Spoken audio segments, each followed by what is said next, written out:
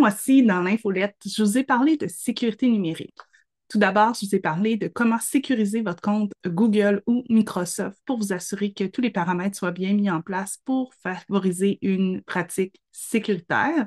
Ensuite de ça, je vous ai présenté les gestionnaires de mots de passe et comment on peut les utiliser.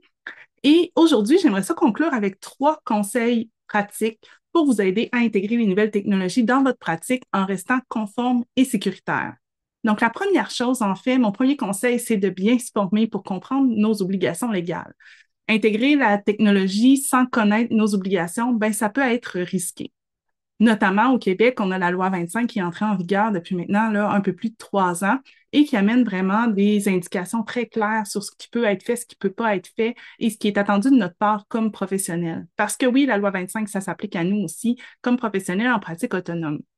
Donc, si ce n'est pas encore fait, je vous recommande fortement de suivre une formation sur la loi 25. J'en ai justement une qui s'en vient en collaboration avec Cyclic, qui va avoir lieu le 11 juin prochain. Donc, je vais vous laisser le lien sous la vidéo, puis aussi dans l'infolette directement.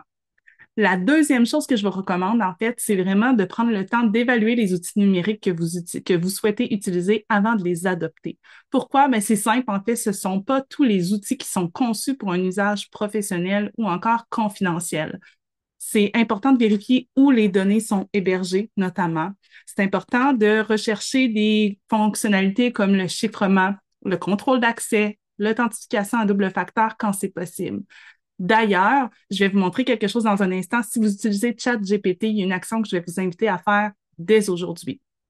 Mais je voulais juste vous dire aussi qu'il y a une seconde formation en collaboration avec Cyclic qui va vraiment être dans le pratico-pratique sur comment on peut s'assurer d'une bonne gestion de nos données.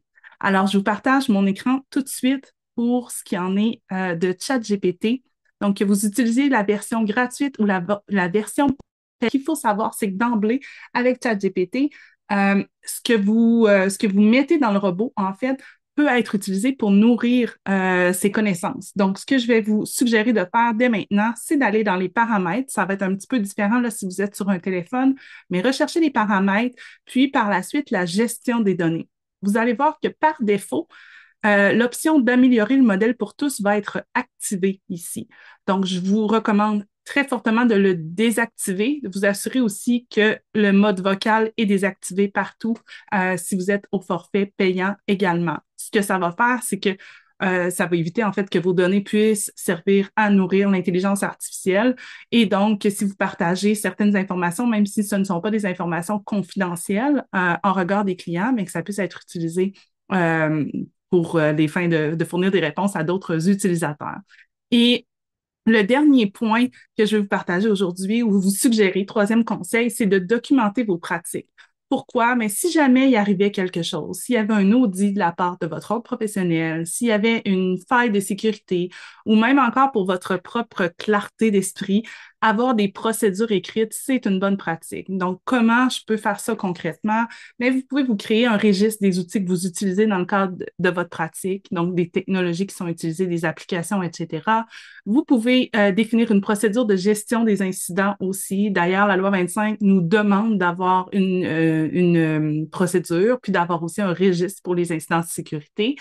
Euh, et dans ces documents-là, de bien décrire comment les données sont protégées et quelles sont les actions que vous avez mises en place pour favoriser la sécurité des données que vous avez en votre possession.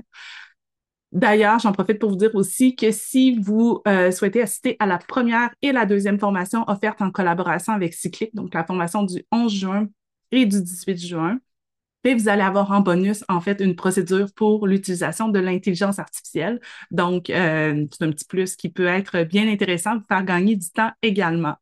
Donc, en conclusion, aujourd'hui, ce que j'ai envie de vous dire, c'est que le fait d'intégrer des nouvelles technologies dans nos pratiques, c'est gagnant, mais pas sans un minimum de prudence, de réflexion. Ça demande en fait, d'avoir une préoccupation éthique, d'être réfléchi. Et si jamais vous souhaitez être accompagné pour faire ça de manière sécuritaire et conforme, ben les formations sont disponibles juste en dessous de la vidéo. Alors, on se redit à bientôt. Bye bye.